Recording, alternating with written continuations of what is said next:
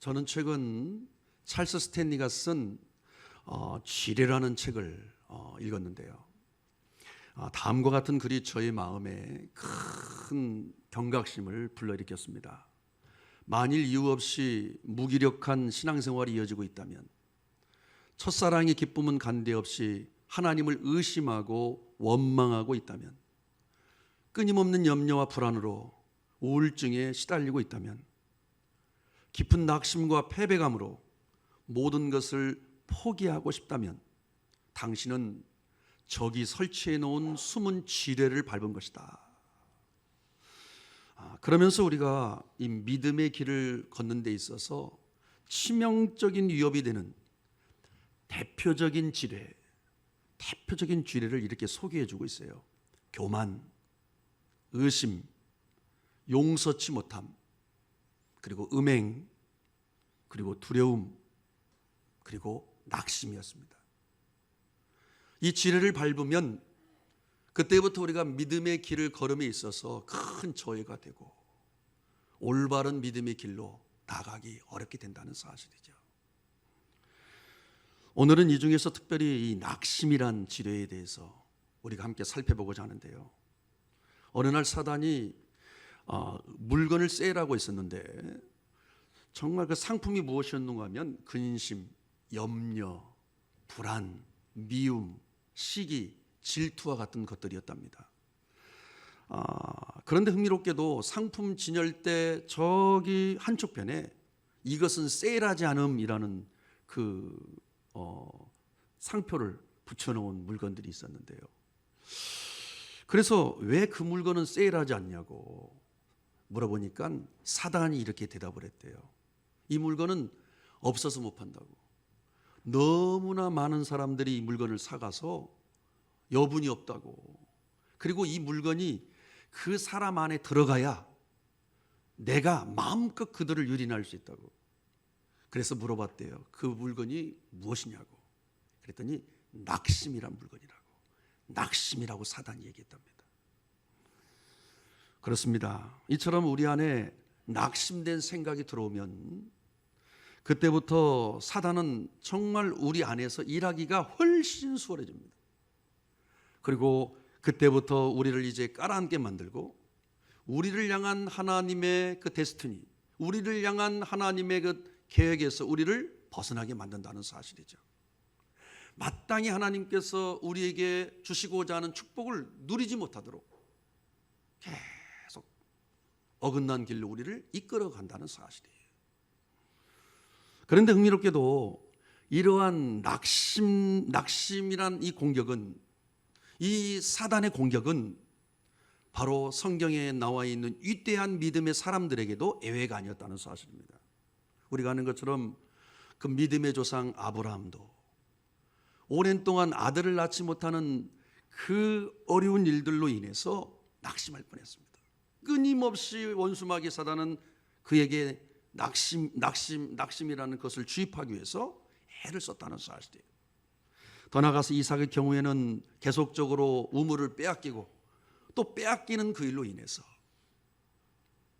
낙심을 주입하려고 했고, 더 나아가서 요셉의 경우에는 인신매매를 당하고 종으로 팔려가고, 그리고 여러분들 억울하게 감옥에 갇히우는 등 13년 동안이나 연거푸 계속적으로 되어지는 그 좋지 않은 일들로 인해서, 억울한 일들로 인해서 그를 낙심시키려고 엄청나게 노력을 했어요. 그리고 더 나아가서 엘리야의 경우에는 어땠습니까? 사명을 감당하다가 이제는 완전히 번아웃이 되어버렸어요. 사명을 감당하다가 이제는 지치고 피곤한 마음과 육신으로 인해서 그를 넘어뜨리려고, 낙심시키려고, 그리고 실제로 낙심을 시켰죠. 한나의 경우에는 어떻습니까? 늘 자신의 마음을 격동시키고 자신의 마음을 뒤흔드는 그 분인나라는 첩으로 인해서 여러 번 낙심하려고 했어요. 사람으로 말미암아. 그리고 베드로의 경우에는 어땠습니까? 밤이 새도록 그물을 내렸지만 고기 한 마리 잡히지 않는 그 힘든 상황으로 인해서 그 또한 낙심했죠. 그러나 이들의 탁월함은 무엇이었습니까? 바로 이들은요, 그 낙심된 상황을 잘 잘 이겨내고 오뚜기처럼 다시 일어서서 정말 그들은 믿음에 오히려 강한 자가 되었고, 그리고 하나님께 귀하게 쓰임받았다는 사실이에요. 오뚜기 인생이 되었다는 사실이죠. 낙심을 극복함으로. 바로 오늘 우리가 읽은 본문에도 이처럼 낙심을 극복하고 오뚜기 인생을 살았던 대표적인 사람, 바로 다윗이란 사람이 등장하고 있는데요. 먼저 오늘 본문의 상황을 말씀드리자면, 다윗의 나이 61세, 그가 참으로 치욕스러운 상황을 경험하게 됩니다. 아들 압살롬의 반란으로 인해서 그가 왕궁에서 쫓겨나서 살기 위해서 도망치는 상황 속에서 오늘 지어진 시예요. 다른 사람도 아니고 자신의 피부치 아들로 인해서 지금 살기 위해서 도망쳐야 됐던 아버지 다윗의 마음이 어땠을까요? 저는요, 생각하기도 싫어요. 어찌 보면 가장 인생 가운데서 치욕스럽고 어려운 상황이 아니었을까. 그래서 오늘 1절을 보면 다윗은 이렇게 오늘 호소하였던 거예요. 하나님이여, 사슴이 시냇물을 찾기에 갈급함같이 내 영혼이 주를 찾기에 갈급하나이다. 얼마나 여러분들 지금 힘들고 얼마나 지금 이루 헤아릴 수 없는 그 상황이었으면 본인의 처지를 목마른 사슴과 같다고. 그래서 지금 내 영혼이 지금 주님을 찾아서 헤매고 있다고 가지 말하고 있겠습니까? 그런데 다윗의 마음을 더더욱 힘들게 했던 것이 있었어요. 바로 그것은 주변 사람들의 말 때문이었습니다. 오늘 3절과 10절에 잘 표현되어 있는데, 3절 말씀 우리 한번 함께 있습니다. 사람들이 종일 내게 하는 말이 내 하나님이 어디 있느냐 하오니 내 눈물이 쥐하로 내 음식이 되었도다. 그리고 10절에도 이번에는 대적들까지 이렇게 다윗을 향해서 비방하고 있습니다. 내 뼈를 치르는 깔같이 내 대적이 나를 비방하여 늘 내게 말하기를 내 하나님이 어디 있느냐 하도다. 한마디로 사람들이 지금 이 다윗을 향해서 이렇게 얘기하는 것이죠. 다윗아, 정말로 너가 믿고 의지하는 하나님은 살아계신 거냐? 그 하나님이 살아계시다면 어떻게 이런 일이 있을 수가 있느냐? 어떻게 아들이 반역을 일으켜서 그 애비를 쫓아내는 이런 일들이 하나님이 살아계시다면 어떻게 있을 수 있느냐? 라고 빈정거리면서 조롱하면서 비방하고 있는 것이죠. 그러니 여러분들, 다윗이 얼마나 흔들리고 얼마나 여러분들 낙심되는 상황입니까? 이처럼 사실 우리들도 마찬가지예요. 그 문제보다도 우리를 더욱더 깔아앉게 하고 우리를 더욱더 낙심시키는 것은 주변 사람들의 말. 그리고 우리는 말을 조심해야 돼요. 그리고 여러분들, 누가 어떤 말을 들어도 낙심해서는 안 돼요. 왜? 사단이 이 말을 통해서 우리를 넘어뜨리기 때문에. 꼭 기억하셔야 돼요. 그러나 다윗의 탁월함은 이 낙심이 되는 상황임에도 불구하고 흔들리지 아니하고 여러분들 믿음으로 올바로 반응할 수 있었다는 사실이에요. 여러분들, 우리가 지난주도 말씀드린 것처럼 두려워하지 않는 사람은 아무도 없어요. 그러나 성경은 우리에게 두려워하지 말라라고 얘기하고 있어요. 성경에서 얘기하는 두려워하지 말라라는 말은 어떤 의미라고 그랬습니까? 두려움에 믿음으로 올바로 반응하라. 두려움에 믿음으로 올바로 반응해야 된다라는 얘기라고 그랬어요. 동일합니다. 여러분들, 낙심이 없는 사람이 어디가 있어요? 우리는 다 낙심하고 또 낙심하며 살아가게 돼 있어요. 그러나 중요한 게 뭡니까? 그 낙심되는 상황임에도 불구하고 너희들 믿음으로 올바로 반응해라는 것입니다. 그걸 성경에서 우리에게 말씀해 주고 있어요. 첫 번째, 다윗은 낙심되는데도 하나님을 기억했습니다. 바로 이게 다윗의 탁월함이에요. 6절 말씀 함께 읽겠습니다. 네, 시작. 내 하나님이여, 내 영혼이 내 속에서 낙심이 되므로 내가 요단 땅과 헤르몬과 미살산에서 주를 기억하나이다. 생각해 보세요. 낙심이 되므로 그 다음에 나와야 될 건 뭡니까? 보통 일반적인 경우에는 뭐가 나와요? 깔아앉았다, 아니면 주저앉았다, 아니면 포기했다라는 말이 나오는데, 다윗의 탁월함이 뭡니까? 낙심이 됨으로 누구를 기억했어요? 하나님을 기억했다. 야, 이게 다윗의 탁월함이에요. 여기서 주를 기억했다는 말은 주님을 묵상하고 묵상하였다는 거예요. 여러분도 우리는 묵상을 잘해야 돼요. 문제를 묵상하면 안 돼요. 그 사람을 묵상하면 안 돼요. 뭘 묵상해야 됩니까? 하나님을 묵상해야 되죠. 우리는 무엇을 묵상하고 기억하며 살아나에 따라서 우리는 인생은 달라져요. 그러나 다윗의 탁월함은 낙심이 됨으로 하나님을 묵상했던 거예요. 아멘. 이것이 다윗을 만들었던 거예요, 여러분들. 특별히 요단 땅과 헤르몬과 미살산이라는 이 장소가 등장하고 있는데, 이 다윗이 젊은 시절에 사울 왕에게 쫓겨나서 요단 땅으로 도망갔어요. 그리고 나서도 이제 또 도망쳤는데, 가장 그 팔레스타인 북쪽에 위치하고 있던 헤르몬과 미살산에 올라가서 그곳에서 또 도망쳐서 숨어 있었어요. 근데 그때 그곳에서 하나님을 만났어요. 그곳에 10년 동안이나 하나님께서 친히 지키시고 피할 길을 내어주시고 인도하셨어요. 지금 그 하나님을 기억하고 있는 거예요. 그 하나님을 묵상하는 거예요. 야, 바로 그것입니다. 다윗은 낙심이 되는데도 그 하나님을 기억했어요. 하나님을 묵상했다는 사실이에요. 두 번째, 다윗은 낙심이 되는데도 기도했습니다. 우리 한번 7절 9절 말씀 크게 읽겠습니다. 주의 시작. 주의 폭포 소리에 깊은 바다가 서로 부르며 주의 모든 파도와 물결이 나를 휩쓸었나이다. 낮에는 여호와께서 그의 인자하심을 베푸시고 밤에는 그의 찬송이 내게 있어 생명의 하나님께 기도하리로다. 여러분들 폭포 소리가 들렸어요. 그리고 여러분들 주의 모든 파도와 물결이 다윗을 휩쓸었나이다.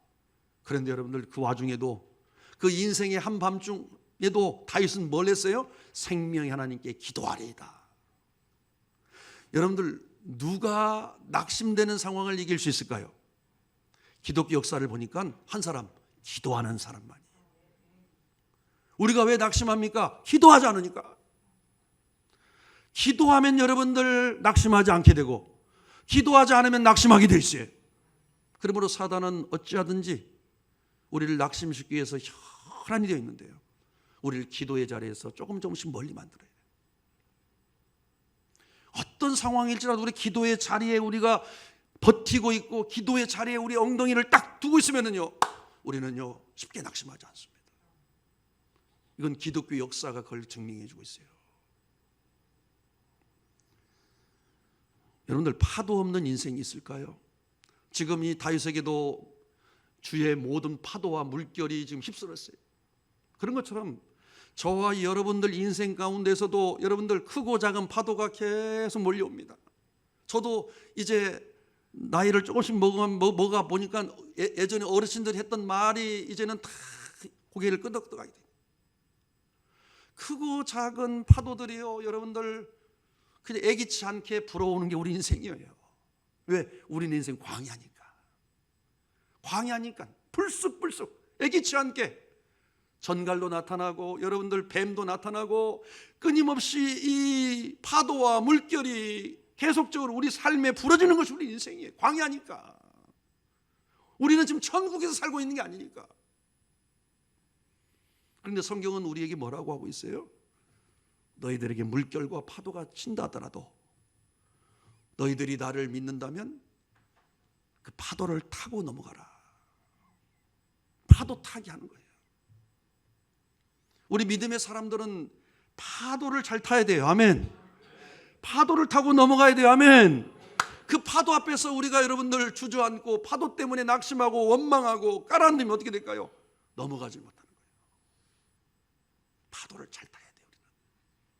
그래서 제가 좋아하는 그 문구가 있어요. 이렇습니다. 인생이란 세월의 강물에서 밀려오는 파도에 물먹지 않고 오히려 멋들어지게 즐기며 파도 타게 하는 거다. 여러분들 파도를 잘 타시길 간절히 축원합니다. 야.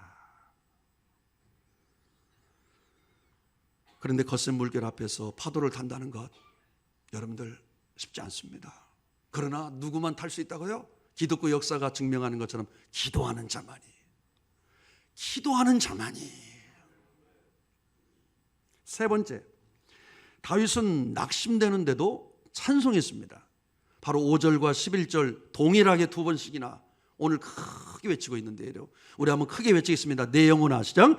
내 영혼아, 내가 어찌하여 낙심하며 어찌하여 내 속에서 불안해하는가? 너는 하나님께 소망을 두라. 나는 그가 나타나 도우심으로 말미암아 내 하나님을 여전히 찬송하리로다. 아멘. 지금 다윗은요, 누구를 향해서? 자기 자신을 향해서 지금 막 외치고 있어요. 자기 자신을 향해서 외치고 있는 다윗의 모습 도전이 됩니다, 여러분들. 얼마나 자기 자신이 불안했으면, 자기 자신이 얼마나 낙심하려고 막 했으면 다윗이 자기 자신을 향해서 이처럼 외쳤을까요? 내 영혼아, 너가 어찌하여 낙심하며 어찌하여 불안해하느냐 라고 하면서 그는 결국은 누구를 붙잡았어요? 하나님을 붙잡았어요. 그러면서 하나님을 여전히 찬송하겠다고 지금 다짐하고 있어요. 원망과 불평이 아니라 그는 찬송을 선택했어요. 두려움과 불안이 아니라 그는 찬송을 선택한 거예요. 여러분들, 우리 믿는다는 건 뭐죠? 어떤 상황일지라도 하나님을 선택하는 사람들, 그게 믿는 사람들이에요. 어떤 상황일지라도 우리는 하나님을 선택해야 돼요. 아멘. 바로 그게 믿는 사람이라니까요.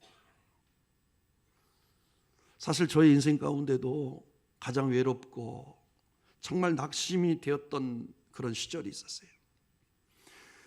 참으로 저에게 그러한 때에 큰 위로가 되었던 그 바로 노래, 찬양이 있었는데요. 참으로 흥미롭게도 오늘 이 5절, 11절 이 다윗의 이 가사에 붙여진 찬양이었어요. 내 영혼아, 내가 어찌하여 낭망하며 불안하여 하는고? 너는 하나님을 바라라. 그 얼굴에 도우심을 인하여 내가 오히려 찬송하리라.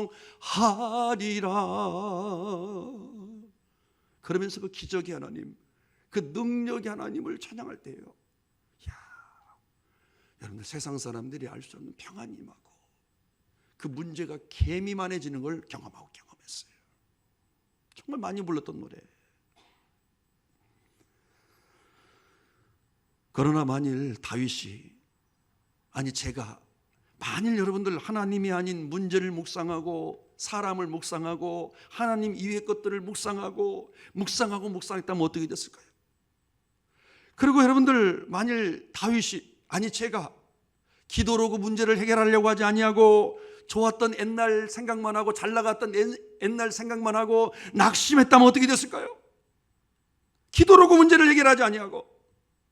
그리고 만일 다윗이, 아니 제가 그 찬송이 아닌 원망과 불평과 더불어서 그 낙심을 선택했다면 어떻게 됐을까요? 회복의 시간도 길어졌을 것이고, 그리고 그 물결과 파도를 통해서 하나님께서 하시고자 하는 그 계획도 여러분들 차질이 빚었을 거예요.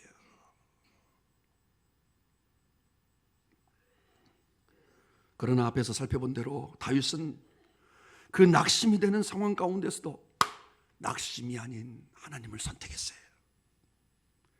그리고 하나님을 묵상했어요. 그리고 그 인생의 한밤중에도 하나님께 기도했어요. 그리고 정말 원망과 불평할 수밖에 없는 그 상황 속에서도 하나님을 찬양했어요. 찬양하기로 결단하면서 나아갔어요. 그래서 결국 어떻게 되었습니까? 우리가 하는 것처럼 그 회복 속도가 빨랐어요. 그리고 하나님의 그 훈련의 기간도 짧았어요. 그래서 예루살렘 왕궁으로 다시 돌아올 수 있게 되었다. 그게 성경의 지금 이야기예요. 그런데 우리가 여기서 잊지 말아야 될 중요한 가지가 뭐냐면, 하루아침에 다윗이 이처럼 위대한 믿음의 사람이 된 게 아니라는 사실이에요. 하루아침에. 누구보다도 다윗은요, 두려움과 낙심이라는 상황 앞에 누구보다도 많이 노출되었던 사람, 그럴 때마다 다윗은 여러분들 그 믿음의 방식으로, 그 믿음으로 올바로 반응하면서 여러분들 파도를 넘고 그곳에서 극복하고 인내하면서 다윗이 배운 게 뭐냐면 하나님을 신뢰하는 법을 배웠어요. 그리고 하나님과 동행하는 법을 배웠어요. 만일 여러분들 그가 힘들고 어려운 파도가 올 때마다 넘어지고 좌절하고 그 파도를 넘지 못했다면 어떻게 됐을까요? 하나님께서는 그를 통해서 하시고자 하는 일들을 하지 못했을 거예요. 그러나 그는 직면했습니다. 여러분들, 직면이라는 단어를 여러분들 꼭 기억하셔야 돼요. 올 한 해도 여러분들에게 필요한 것은 직면하는 단어야. 직면이라는 단어. 회피하면 우리에게 답이 없어요. 우리는 믿음으로 직면해야 돼요. 어떤 두려움이 오고 낙심이 와도 우리는 직면할 수 있어야 돼요. 그래서 넘고 넘어야 됩니다. 그러면서 우리가 배워야 될 게 뭐다고요? 하나님을 신뢰하는 법을 배워야 돼요. 그리고 하나님과 동행하는 법을 배워야 돼요. 그래야만 오늘 다윗과 같이 이처럼 여러분들 놀라운 그 믿음의 역사를 써내려갈 수가 있는 거예요. 그래도 누가 저에게 목사님 이 다윗을 이처럼 다윗되게 했던 그 가장 큰 원동력이 무엇일까요? 라고 묻는다면 저는 오늘 본문에서 2절의 다윗의 고백이 아닐까, 저는 이렇게 생각을 해봐요. 2절 말씀 한번 크게 읽겠습니다. 내 영혼이, 시작. 내 영혼이 하나님 곧 살아계시는 하나님을 갈망하나니 내가 어느 때에 나가서 하나님의 얼굴을 배울까? 따라서 합시다. 살아계시는 하나님을 갈망하나니. 여기서는 살아계신 하나님을 갈망한다는 것은 살아계신 하나님을 간절하고 애타게 믿고 의지하며 붙잡는다라는 뜻을 가지고 있어요. 그런데 여기서 여러분 밑줄을 그어야 될 게 어디죠? 살아계시는 이라는 이 형용사. 살아계시는 이 형용사. 적어도 이 다윗의 하나님은요, 어떤 종교적인 하나님이 아니었어요. 성경 속에 끼어 있는 성경 이 책갈비 속에 등장하는 하나님이 아니라 생생하게 다윗의 삶 가운데서 호흡하시는 살아계신 하나님이었다는 사실이에요. 왜요? 다윗은요, 그 두려움과 그 낙심되는 상황 앞에서 그는 회피하지 않고 직면했기 때문에 그 직면하는 그 상황 속에서 하나님을 누구보다도 많이 만났어요. 누구보다도 하나님을 많이 만났던 게 다윗이었고, 그는 그래서 여러분들 자신이 하나님을 살아계신 하나님으로 여기면서 그처럼 시편, 놀라운 믿음의 그러한 그 시들을 써내려갈 수 있었던 거예요. 도무지 찬양할 수 없는 가운데서도 그는 그의 이 시편의 70%가 찬양시예요, 여러분. 그런데 다 어려운 상황 속에서 씌어진 시였어요. 왜? 다윗 하나님은 살아계신 하나님이기 때문에. 살아계신 하나님이기 때문에. 그래서 다윗은 누구보다도 여러분들 하나님을 많이 만났어요. 그래서 다윗의 시편을 보게 되면 나의 하나님, 누구보다도 나의 하나님이라는 그 고백을 많이 해요. 그래서 여호와는 나의 목자시니 내가 흔들리지 않습니다. 부족함이 없습니다. 나의 힘이신 여호와여, 나의 힘이신 여호와여, 내가 주를 사랑하나이다. 나의 하나님이라고 그런 고백할 수 있었어요. 무엇보다도 우리가 또 아는 것처럼 다윗은 살아계신 하나님이 자신과 함께하고 있음을 또 확신했어요. 그래서 위대한 고백을 했잖아요. 시편 23편 4절 말씀 우리 한번 읽겠습니다. 내가 사망의 음침한 골짜기로 다닐지라도 해를 두려워하지 않을 것은 주께서 나와 함께 하심이라. 아멘. 살아계신 하나님께서 다윗과 함께 하심을 확신했어요. 더 나아가서 여러분들, 다윗은요, 살아계시는 그 하나님께서 자신과 함께하고 계시는 것만이 아니라 자신의 모든 것들을 다 아신다, 자신 것들의 모든 것들을 다 아시는 하나님이다라고 고백했어요. 이것이 여러분 다윗을 다윗되게 만들었다니까요. 우리 한번 그 9절 보겠습니다. 시편 139편 우리 한번 크게 읽겠습니다. 주께서, 시작. 주께서 나를 살펴보셨으므로 나를 아시나이다. 주께서 내가 앉고 일어섬을 아시고 멀리서도 나의 생각을 밝히 아시오며 나의 모든 길과 내가 눕는 것을 살펴보셨으므로 나의 모든 행위를 익히 아시오니 여호와여 내 혀의 말을 알지 못하시는 것이 하나도 없으시니이다. 주가 아시나니. 욥이 고백한 것처럼 다윗 또한 동일하게 주님이 자신의 길과 자신의 인생과 자신의 모든 것들을 다 아신다. 그러면 끝난 거 아닙니까, 여러분들? 그래서 정말 위대한 고백이 있잖아요. 우리 이번 주 새벽 우리 시간을 통해서 우리가 함께 은혜 받았던 말씀, 우리 시편 3편 6절 말씀의 위대한 고백을 그가 할 수 있었던 거예요. 저를 따라서 한번 합시다. 천만인이 나를 애워싸 진친다여도 나는 두려워하지 아니하리로다. 아멘. 여러분들이 다윗의 고백이 올 한 해 저와 여러분들의 고백되시길 간절히 축원합니다. 야, 정말 성경의 어떤 믿음의 고백보다도 도전이 되고 감동이 되는 그 고백. 우리는 얼마나 자주 흔들립니까? 작은 일에도 흔들리고 말 한마디에도 낙심하고 우리는 정말 부끄러워요. 하나님 보실 때 과연 내가 믿음의 사람인가? 그러나 다윗은 천만인이 나를 애워싸 진친다여도 나는 흔들리지 않습니다. 야, 정말 저에게도 큰 도전이 되고 감동이 돼요. 우리가 적어도 이런 믿음의 사람이 되었으면 좋겠다는 거예요. 이게 올바른 신앙의 길을 걷는 거예요.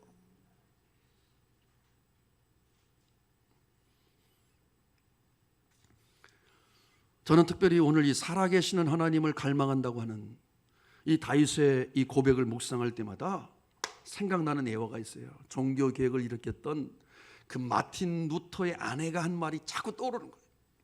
이번 설교를 준비하는데도 계속 떠오르는 거예요. 우리가 아는 것처럼 그 당시 종교 개혁을 추진했던 이 마틴 루터는요, 정말 낙심되고 두려워할 일들이 너무나 많았어요. 여러분들, 개혁을 한다는 것은요, 저항이 있다는 거예요. 우리가 올바른 신앙의 길을 걷는 공동체를 세운다는 건 저항이 있을 수밖에 없어요. 우리는 지금 여러분들 개척에 나가는 공동체, 낙심되고 몹시 지쳐서 마틴 루터가 여러분들 탈진했어요. 그래서 사흘을 일어나지 못하고 이제 포기할까, 완전히 죽은 사람처럼 아무것도 하기 싫었던 거예요. 두렵기도 하고 낙심이 되기도 하고. 그러자 여러분들 그 아내였던 케이티가 갑자기 상복을 입고 나타난 거예요. 상복을 입고 나타났어요. 그러니까 이 마틴 루터가 여보 누가 죽었습니까? 그랬더니 루터의 아내가 이렇게 대답했어요. 예, 당신의 하나님이 돌아가셨습니다. 생각해봐요. 만일 당신의 하나님이 돌아가시지 않았다면 당신이 이렇게 포기하고 누워있을 리 없지 않습니까?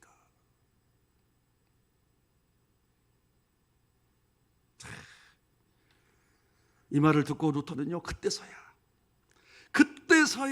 이게 원수마귀 사단의 이게 전략임을 깨달은 거예요. 내가 그 낙심이라는 덫에 지금 걸려 있구나.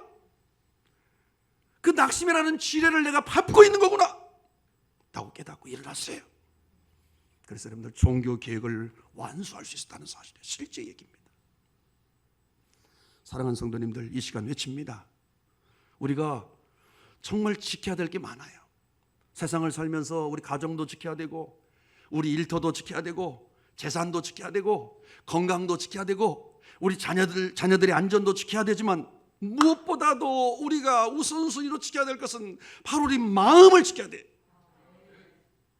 왜냐하면 올 한 해도 우리의 마음을 우리가 잘 가꾸고 돌보지 않으면 이 원수라는 놈이 우리를 그냥 내버려두지 않아요. 끊임없이 우리의 마음이란 동산을 공격하여 우리 안에서 엄청난 일들을 자행하고 저와 여러분들을 통해서 주변 사람들에게 쓴물을 계속 퍼부을 수밖에 없기 때문이에요. 더 나아가 우리가 왜 마음을 잘 지켜야 되냐면 올 한 해도 우리 인생의 성패는 우리가 얼마나 두렵고 낙심되는 상황 앞에서 우리가 믿음으로 잘 반응함으로 우리의 마음을 잘 다스릴 수 있느냐, 우리의 마음을 어떤 상황 가운데서도 흔들리지 아니하고 지킬 수 있느냐, 여기에 달려있기 때문에 올 한 해 우리의 성패가. 그러므로 우리는 마음을 잘 지켜야 돼요. 이를 지혜서인 잠언에서 이렇게 외치고 있어요. 모든 지킬 만한 것보다 더욱 너의 마음을 지키라. 왜냐하면 생명의 근원이 이에서 나매니라. 그런데 다윗은 여기 마음을 지키려면 우리가 날마다 해야 될 게 있다고 그가 강조해 주고 있어요. 우리 한번 크게 읽겠습니다. 시편 62편 8절 말씀 함께 읽겠습니다. 백성들아, 시작. 백성들아, 시시로 저를 의지하고 그 앞에 마음을 토하라. 하나님은 우리의 피난처시로다. 믿으시면 아멘 하시길 바랍니다. 시시로, 항상이라는 말이에요. 무시로, 늘 우리가 해야 할 일이 뭐라고요? 하나님 앞에 마음을 토하라. 하나님 앞에 마음을 토하라. 오늘도 여러분들 주일날 저는 1시간 반 정도 빨리 와서 무릎을 꿇고 기도하는데 오늘 막 토하게 만드는 하나님께서. 그럼 얼마나 시원한지 알 수가 없어요. 그것은요 경험해 보는 사람만 알아요. 시원한 거예요. 야, 그 평화는 맛볼 수 없어요. 정말 하나님의 임재가 막 느껴지기도 하고. 그런데 여러분 이걸 만약에 토하지 않고 여러분들이 그걸 끌어안고 살면 어떻게 될까요? 이 안에서요 계속 문제를 야기하는 거예요. 그리고 그것을 누구에게 여러분들 퍼부어요? 가장 가까운 사람에게. 그리고 강자보다는 약자에게 계속 퍼부는 거예요. 그러니까 주변 사람들이 너무 힘든 거죠. 그러니까 결국은 다 내 탓이다. 그 말이 거기서 나오는 거예요. 다 내 탓이다. 그렇죠? 그러므로 우리는 날마다 우리 마음 동산에 어떠한 낙심된 생각, 부정적인 생각이 조금이라도 미칠까 싶으면 주 예수 그리스도 이름으로 쫓아내시길 간절히 축원합니다. 그놈이 여러분들 마음 동산을 헤집고 다니면서 여러분들 짓밟는 그 일에 동참하지 마시고 예수의 이름으로 쫓아내시길 간절히 축원합니다. 마지막으로 우리 사랑하는 성도님들, 분명 2023년 새해는요 우리를 둘러싼 환경이 여러분들 만만치 않습니다. 지난주도 설명해 드린 것처럼 더욱더 험난하고 더욱더 우리를 불안해하는 것들이 너무나 많습니다. 좋은 소식보다는 정말 걱정되고 염려되는 소식들이 무성합니다. 그리고 우리가 영적으로도 원수마귀 사단과의 치열한 영적 전쟁을 치러야 할지도 모릅니다. 그러나 여러분들 마음을 강하고 담대하게 하십시오. 그리고 어떤 상황일지라도 여러분들 흔들리지 마십시오. 그리고 여러분들 마음속에 그리고 여러분들 상황 속에서 어떤 낙심된 상황이 찾아온다 할지라도 다윗과 같이 믿음으로 반응하십시오. 예수의 이름으로 쫓아내십시오. 왜냐하면 우리 하나님은요 죽은 자의 하나님이 아니라 바로 우리 하나님은 지금도 살아계신 기적의 하나님, 능력의 하나님이시기 때문입니다. 기도하겠습니다. 무릇 지킬 만한 것보다 더욱 내 마음을 지켜라. 너의 마음을 지켜라. 너의 마음을 지켜라. 그 두려움에 믿음으로 올바로 반응하라. 그 낙심되는 상황 속에서도 너희들 믿음으로 올바로 반응하라. 주님, 우리 사랑하는 성도들 올 한 해 다윗과 같이 오뚜기 인생, 어떤 상황 가운데서도 오뚜기처럼 다시 일어서는 믿음의 사람들로 승리케 하여 주옵소서. 예수님 이름 받들어 기도드리옵나이다. 아멘. 다 함께 일어나겠습니다. 우리 오늘도 파송의 노래 부르면서 오늘 말씀으로 결단합시다.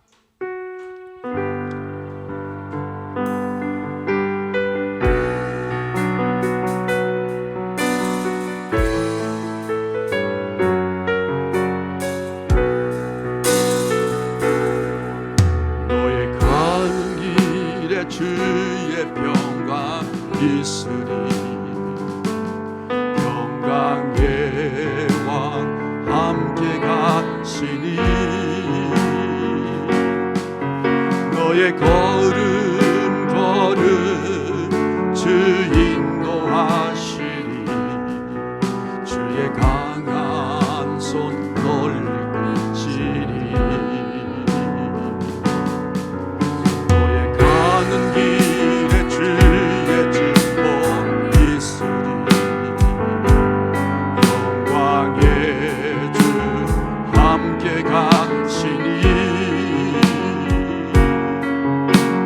내가 밟는 모든 땅 주님 다스리니 너는 주에게 예비케 되니 우리 손들고 찬양할까요? 주님 나라 위하여 길 떠나는 나의 영재여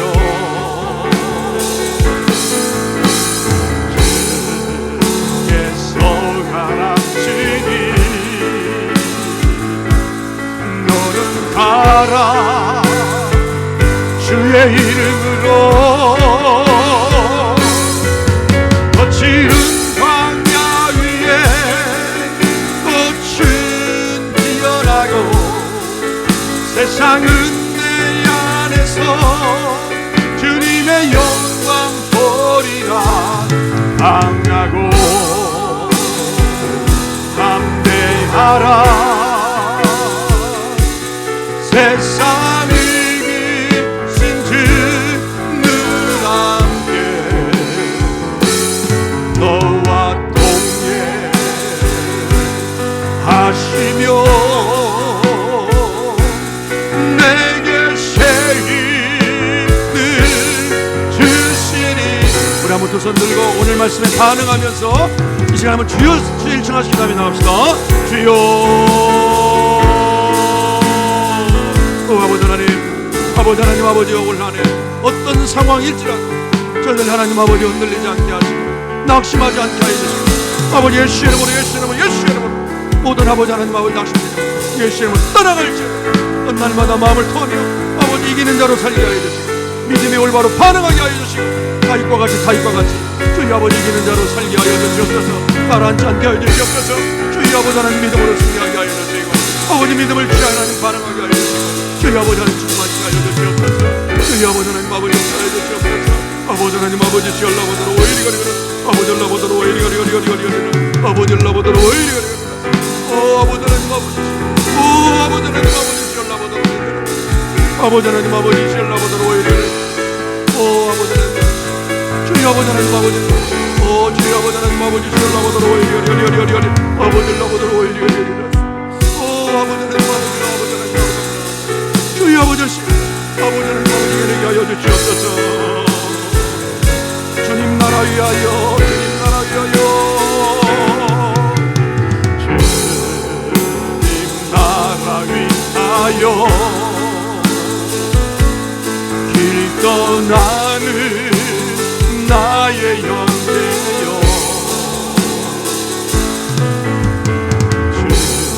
주께서 가라치니 너는 가라 주의 이름으로 거칠은 광야 위에 꽃은 피어나고 세상은 내 안에서 주님의 영광 보리라 강하고 담대하라 세상이 이기신 주는 함께 너와 동행 하시며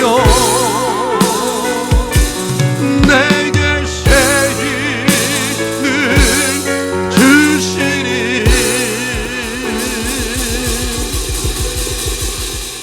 이제는 길과 진리요 생명 되신 우리 구주 예수 그리스도의 은혜와 하나님 아버지의 말로 닿을 수 없으신 그 극진하신 사랑하심과 오늘도 우리 안에 영으로 내주하셔서 우리를 감동케 하시고 오늘도 깨닫게 하시고 오늘도 결단케 하시는 성령님의 은총이 우리 일법에 참석하신 사랑하는 모든 성도들 한 분 한 분 머리 위와 저들의 가정과 일터와 우리 사랑하는 모든 자녀들 하나님 머리 위에 이 나라와 이 민족 위에 세계를 여는 교회 위에 지금부터 영원까지 함께 하옵시기를 간절히 축원하옵나이다. 아멘.